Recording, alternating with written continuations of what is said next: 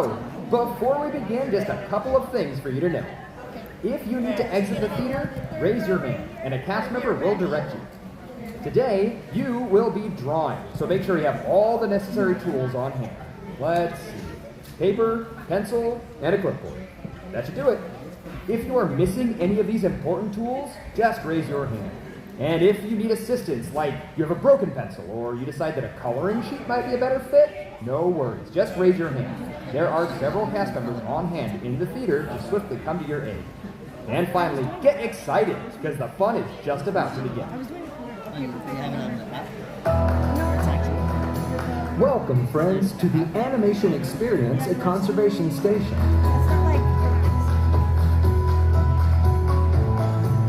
Since the 1930s, Disney animators have put their pencils to paper in service of the idea that the greatest inspiration often comes from the magic of nature. Walt Disney himself understood the importance of spending time around animals, studying their behavior and personalities in order to create realistic characters and dynamic storylines. This meeting of the human and animal worlds sparked a legacy of storytelling that has shaped our relationship with animals and conservation forever. Today, we invite you to become a part of that legacy as our own Disney artists help you learn to sketch characters inspired by the very animals found here at Disney's Animal Kingdom. Get your pencils ready, because here comes our animation artist now. Hello, welcome!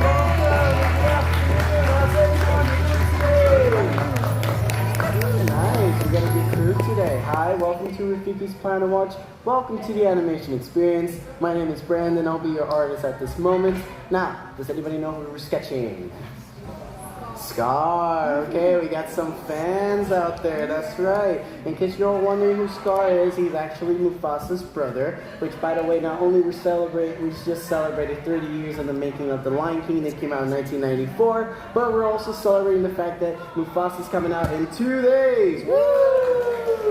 Well, since you got your papers, all you need now is some inspiration, so just like the screen is in the monitors, and take it away.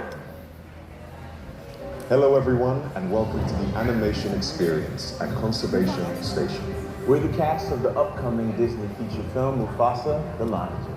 Mufasa, the Lion King, enlists Rafiki to relay the legend of Mufasa to young lion cub Kiara, daughter of Simba and Nala, with Timon and Pumbaa lending their signature wit. So just to be clear, we're not in this story. There's a lot of stories with all of us. Tell one to know. Told in flashbacks, the story introduces Mufasa as an orphaned cub, lost and alone until he meets a sympathetic lion named Taka, the heir to a royal bloodline.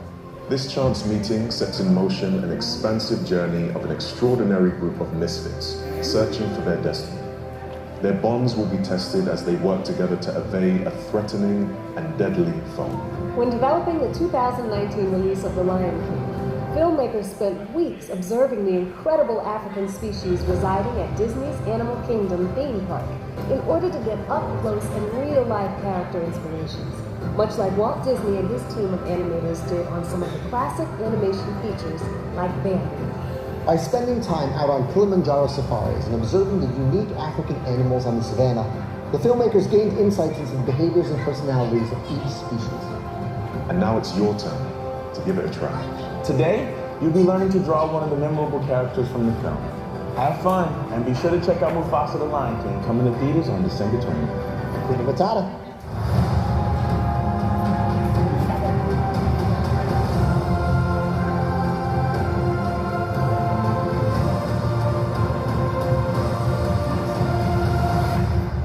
Ooh, that looks cool, right? So, yeah. Right in front of you, there's this sheet of paper called the guidelines sheet, which not only has those shapes, but those extra lines and details. That way we can do the best sketch of a lion ever, right? Okay, so let's get started. So before we begin, I want to remind you all, we have to go really light and really sketchy, because I don't know if you noticed, we don't have an eraser. Dun dun dun. Nah, I'm kidding. The reason we don't have erasers is because I don't want you all to be hyper-focusing on the fact that the eyes, the nose, and the mouth, or even the mane doesn't look good, you know? We're all here to have fun, you know, just relax. And also, I don't want you guys to be falling behind just by erasing, sketching, and erasing again. So like I said, we're all here to have fun. It's not like there's going to be someone out there in the audience or out there in the distance that look at that one sketch you just did and be like, wow, that scar looks amazing. You're going to work for us. You're hired. That was actually yesterday.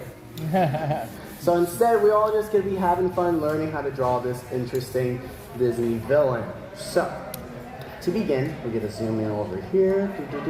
Now, I always ask this question because this is a really important question. What is one of the most important features about any animated characters? Can anybody name that? Eyes. The eyes, that's right. So what we're going to do, we're going to start doing those menacing looking eyes. Now, as you can tell, the way he is structured, he looks like he is surrounded by idiots. He's very grumpy, very mad. So what we're going to do that nice little brow of his, if you go towards the bottom of the top circle, on the top of the oval, we just get a lightly so, do a letter V, very so, heading towards this point all the way towards the end of that corner of the circle on both sides.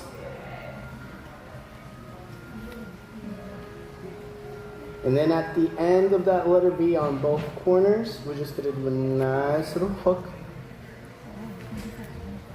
right there. Kind of like little canes on both sides. And then to start developing that brow, what we're going to do, if you see this second line over here on the circle, we're just going to do a curvy line connecting towards that point on the third line over here. And then over here on my left, it's going to be the same way, but it's going to be a little bit above, kind of like right in the middle between the first and second line, towards that same point as well. Now, Scar, he's known for his signature scar. So what we're going to do, you can either do an upside down letter V, a triangle, whatever's easiest for you. What I usually do is like a nice curvy scar right over here on the top.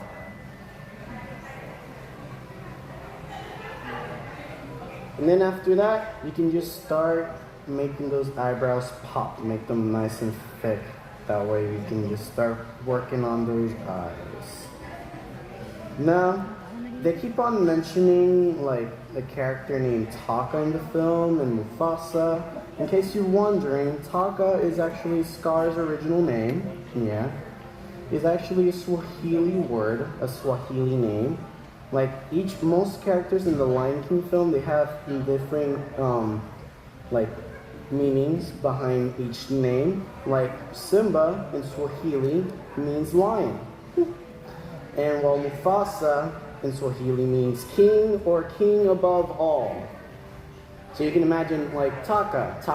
That sounds like an interesting name. Like I wonder what it means. It sounds really, it could be strong, majestic, warrior. Well, Taka means rubbish. Yeah, rubbish. So you can imagine why Scar became the villain of this story, while his older brother is like king above all, and Scar's Taka's rubbish. Yeah. So once you're done with those nice little eyebrows of his, you're gonna start doing those eyes. Now they kind of look like really sharp ovals, so we're just gonna take this whole corner and kind of like do a snake kind of looking eyes. Now, can anyone tell me what other Disney villain has snake looking eyes? Jafar. That's right. So, one thing that I do want to mention is that Scar and Jafar, they were both drawn by the same artist named Andreas Deja, who not only did villains like Jafar and Scar, but he also did Gaston for Beauty and the Beast. But like I said, he not only did villains, but he also did a couple of heroes and also interesting characters. To name a few, he actually did the sketching design for Lilo in Lilo and Stitch. Yeah, very cute character. And one of my all-time favorite Disney characters, he actually did Hercules as well. He did the sketching design for Hercules. Really cool. Now, the reason I mention Hercules is because if you ever seen the movie, they make a reference or Easter egg of Scar in that movie as well. So there's a scene where Hercules is like posing for like the base painter to paint him like with the lion like skin on top of him, and he has like a big like stick on the other arm and he's just posing. So if you look closely, the eye on the left side over here, it actually has the same signature scar. Yeah, so that's like a nice little nod and reference over the fact like, yeah, I did Scar and also Hercules, so you're welcome. So, and if you notice, I did like half circles for the inside of those eyeballs. Now, I'm gonna take a little pause while everyone catches up. Just by doing these two looking eyes. Is anybody frustrated already? Okay, we got a couple of yeses. Some people are like, we got it, we good. Well, I'm here to warn you. It's only gonna get harder from now on. That's good. Trust me, he's one of the most characters with the most of details. So I would say just follow through. But you're in good hands because I'm gonna teach you, and I'm gonna do my best for that sketch to look amazing. So once you've done those eyes, we're just gonna add like the inside of that pupil. But before we do that, we're gonna add a nice reflection of light because in real life, the light bounces off our eyes. Conservation station. Even though we're doing a two-dimensional character, we're making it more three-dimensional just by adding this small little white circle at the corner on both eyes. Because my reflection of light is coming from the left.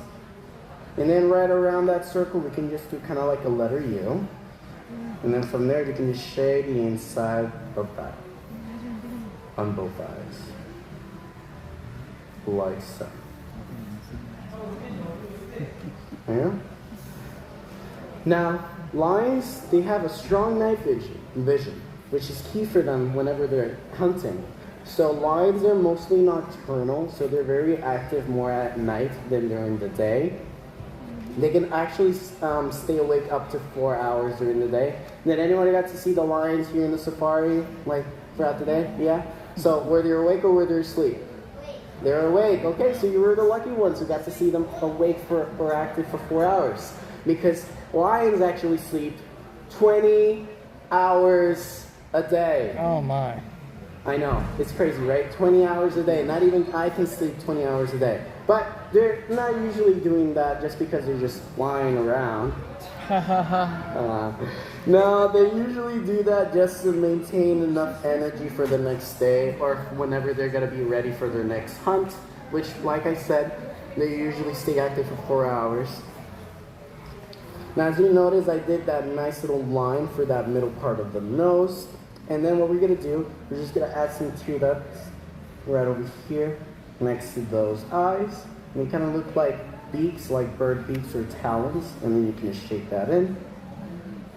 And then once you've done that, you can just trace right around that eye to make it look like he has guy liner. Yeah. Most villains has guy liner for some reason, especially this guy. And then right after you've done that, you can just add like the top eyelid hitting against that brow. And you're gonna do the same way over here on my right. Now for whoever's using eyeliner or guy liner, I would recommend using don't put makeup on your animals, and make sure whenever you do makeup it's cruelty free. Like to know the difference, like on the back of it, it has like a rabbit. And that will let you know that they don't use animals to test on these things. Then once you finish with that, you're just going to finish that eye patch of his. So we're just going to do a nice little curve and then take it in. Same way over here on our right. I know, he has a lot of details, I know. And then once you finish doing those nice little eye patches of his, we're just going to continue with that scar. Since we did the top one over here, we're just going to follow through and do like a nice sharp knife right here at the bottom. And then on top of those brows, we're just going to trace some small lines connecting towards that top circle right over here. And then once you follow through with that, we just gotta keep on developing that nose. So we're just gonna follow that curve and make it even more curvier, taking it down a little bit, kind of like a really curvy line or a letter J. Then from there, we're just gonna add another line, and it's gonna hit right against this middle line right here. And if you look at it, it kind of looks like a bell. I could pause, but every now and then I had to be a little quick because this class only lasts 20 minutes. But I can tell you guys are really good at what you're doing. I can see all your faces. You're determined to finish this as well as I am. So you're in good hands. Don't worry. We'll have more than enough time for me to pause. But yeah, like I mentioned, it kind of looks like a bell. So it could be any type of bell you think of, whatever makes it easy. It could be the Liberty Bell, Taco Bell, whatever bell comes to mind. And then if you see this bottom small line over here, we're just going to do letter V, like a curvy letter V connecting towards those tip of that bell. And then if you look at it, it looks like a tie. And of course he can't see, but he can't still breathe. So we just got to add those nice little nostrils of his. So we're just going to do like kind of like talon-shaped nostrils, or kind of like scythes. Like the blade part of that scythe on each side. And then right a little bit above that tip of that curvy letter V, we're just going to do a nice little curve right there. And then from there, you can just keep on going and start developing that nose letter. Or for all you cat owners out there who might know this, known as the booper. Yep. Because you just can't resist and just boop. Never do that to an actual line. I do not recommend it. It will be the last thing you'll ever do. But yeah, any cat owners in the audience with me today? Okay, you got a couple of them. Okay, so have you ever wondered why your cat always rubs their noses against you, or put your whole bodies against in between your legs or your whole body as well? Well, the reason they're doing that is because they're leaving a scent to let other animals or other cats know that you're their property. Yeah, so you belong to the cats, not the other way around. So basically, wild cats, they actually do the same thing whenever they're marking their territory. So they always leave that nice little scent, like whenever they rub like their whole skin, or like even their nose in that area. So whenever any animal smells like that specific scent, they'll be like, okay, a lion lives here, so I can't go through. It will be dangerous. So now, what I'm about to do is what most people would say the hardest part of the sketching process. I'm sorry. I have to continue with this because this is my job, and also I have to teach you. So what I want you all to do, for you not to miss this part, is just all of you look at the screens right in front of you. Now don't be complaining that this becomes really hard for you, okay? Here we go. Oh. I know. Whew! Super hard. Yes, that small little line right under the nose is called the philtrum. We all humans have it as well. A lot of most mammals, and not as much. They have not much use for it, but for us as well, we have no more use for it. But what most mammals do is like the moisture from the top of the nose, it heads towards that middle gap line as well. But for cats and dogs, whenever they do drink water, and all you cat owners may know this, if you ever wonder why their noses are always wet after they drink liquids or any type of water, it's because the liquid goes the opposite way. So it's not because their noses are touching the water. Which is true. As you can tell, I made that nice little frown of his because he's not happy with you guys. He's like, can we go on with this? I want to continue. So what we're going to do is that if you see that oval, that's going to be part of his muzzle. So if you go towards the corner on both sides of that nose, we're just going to do a nice little line. And then from there, draw around the oval to develop that muzzle and take it all the way towards the end of that mouth. Same way over here on my right. Now one thing that I do want to mention is that Scar, he originally was voiced by Jeremy Irons, who is very known for his theater background, but he's done a lot of interesting roles throughout the year. He actually did a couple of acting roles. To name a few, he actually played Alfred in the most recent DCAU stuff, which is like the DC Comics with Batman and all that. He also played one of the Three Musketeers, Aramis, in The Man of the Iron Mask. In case you're wondering what that film is, it's basically a Leonardo DiCaprio with Three Musketeers in it. Yeah, for all you Leo fans out there. And he also played a villain in a very underrated movie and dear to my heart called Dungeons and Dragons. Any fans out there in the audience with me? Okay, we got a couple, that's good. Woo, my people, how you doing? So yeah, and the only reason I said like originally is because he was voiced by another actor in the live action movies. But also, he got the help of another voice actor who helped out in the original Lion King film. Yeah, Jim Cummings. Don't get excited all at once.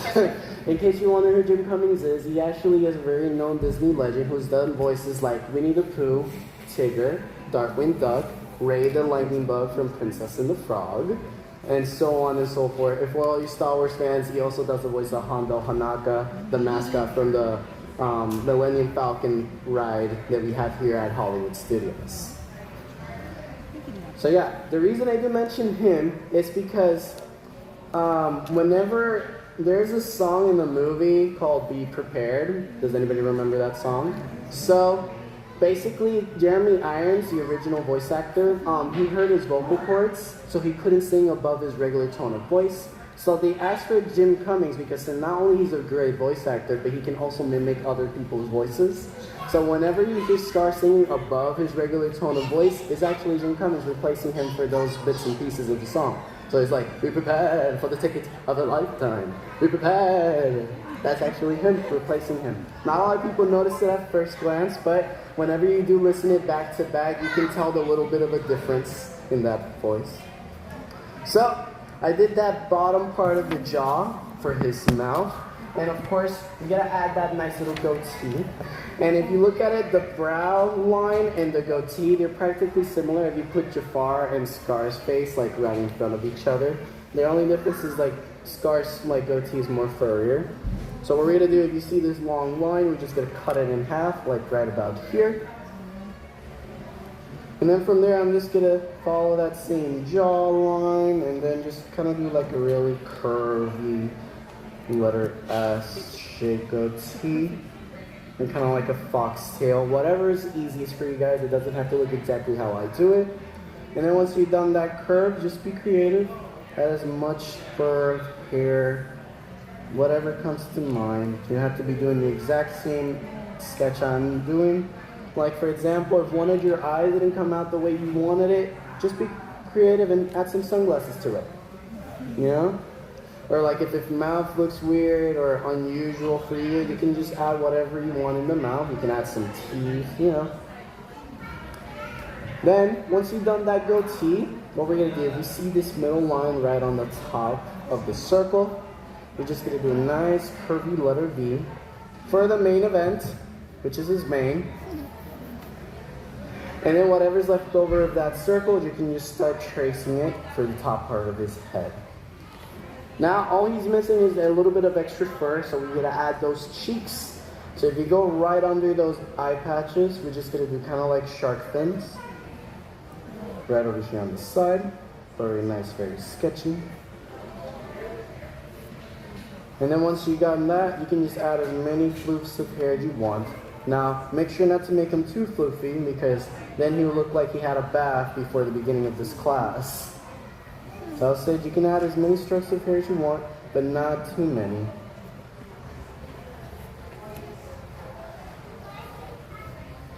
Now, one thing that I do want to mention is that ever since the movie came out in 1994, most of the lion population are all but endangered in the savannah. So half of its population is not with us anymore. So we do have this thing called the Lion Recovery Fund that not only helps protect and support the lions in the savannah, but you also protect them from other prey. And hopefully we're trying to repopulate like as much lions as we want, hopefully by the year 2050. And if you do want to find out more information about that, I recommend going and checking out at the lionrecoveryfund.org, or you can go to disney.com/Mufasa Protect the Pride, which is another thing that we do help support as well. It's practically the same thing. Or you can also check out the Disney Conservation Fund, which not only helps supports the lions at this park, but also around the world. And we also have this, what my friend Mike is holding. It's a nice little book that it tells you more information about everything that I've just mentioned just now. So if you do want to grab it before you leave, you can grab it on your exit on your right. So, and if it's more easy for you guys, if whatever merch you buy from this part here, if you round it up to that $1, we can also match it, and that also counts as donating to the conservation fund. Because like I said, there's a lot of animals that are being misunderstood or mistreated just by the way they look, so they end up being hunted, yeah. So we try to help out as much as we can. So, enough said. We're going to start developing the main part of his mane. Get what I did there? So, you can either, you don't have to do the exact same mane I'm doing. You can add a mohawk, you can add Mickey ears or party hat, whatever comes to mind. What I usually do, I just do kind of like a couple of strokes because hair is always in constant movement. So it doesn't have to look exactly, your hair doesn't have to look exactly like mine. You can also do the type of hair you have. You can have a mohawk or really luscious long hair. And then once you got that, you can just be creative, add as many strokes of hair as you want, like so. And then just add a couple of gaps right here. And then as soon as you finish doing that, we're going to start working on those ears. Now, whenever a lion cub is born, they don't have enough hair. But the older they get, the more developed that mane is. But when they hit their teen years, their hair actually looks more like a mohawk, which is really cool. Now, to do the base of that ears, we're going to go right around that face. And we're just going to kind of do like an hourglass shape, like so, on both sides. Or whatever makes it easy for you guys, you can do kind of like a box, kind of like a diamond-shaped box on the sides. And then for the ears, they're going to follow the same line as that brow we just did earlier. So, and they look like mug handles, very sharp, very round mug handles. So it's going to be from the distance of the top line all the way towards the end of like where we put that fin of the cheek. It's going to be right about there. Now, lions, they do this thing with their ears because they rely on their acute hearing whenever they're hunting. So what they do is they rotate their ears back and forth. And you can actually see this in action in the live action and 3D animated Lion King movie, yeah. Whenever Scar is telling Simba, run away and never return. He actually does this ear rotation and then takes it back and forth because he's listening to something from the distance, and then you can see the hyenas coming from behind him out of the shadows. So yeah, you can make it nice. You can put a little bit of hair, make it fluffy, however you like it. And then you're just gonna add the inside of that. That way it looks like an actual handle.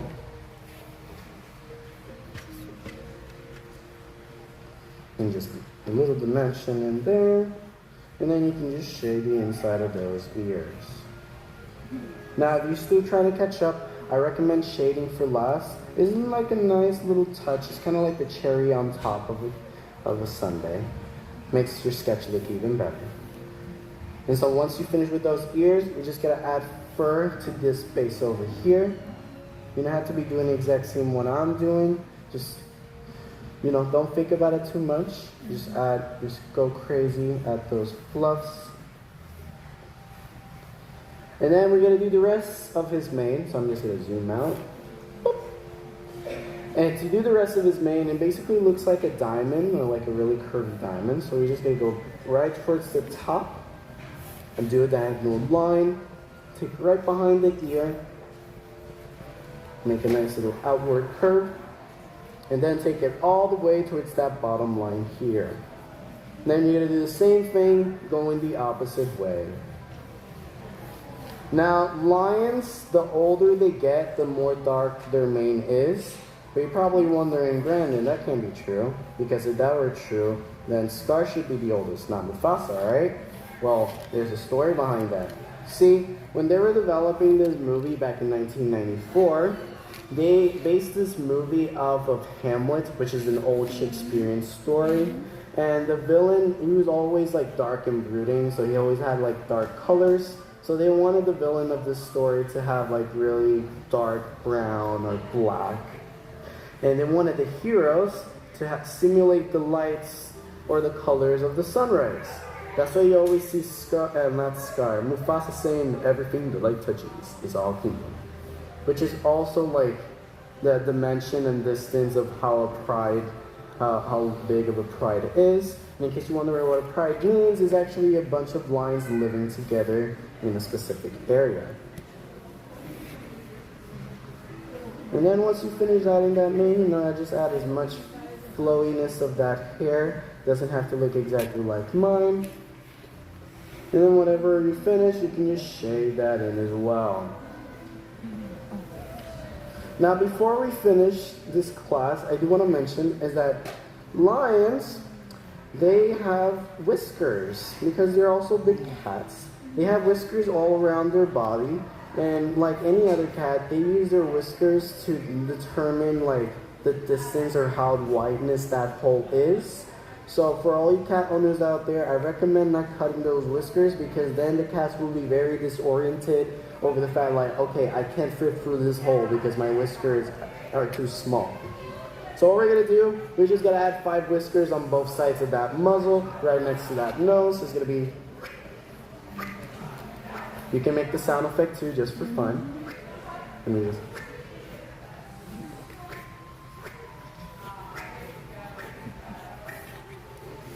And there you have it. Y'all did Scar. Wasn't that fun? Yeah. Okay, a lot of you still focused. That's good. Any first timers in my class? Any first timers in my class? Okay, almost everyone. Well, congratulations. You're now unpaid, unofficial, honorary Disney artists. Woo! And since you're all artists in your own way, you gotta sign it, put your name on it right here in the corner. And then once you're done with that nice little signature of yours, you put today's date, because we artists, we always date our work to see how much we have improved since our last sketch. So today is December 18th, 2024, or the 18th of December, 2024. Thank you all for coming. I appreciate you all for being here.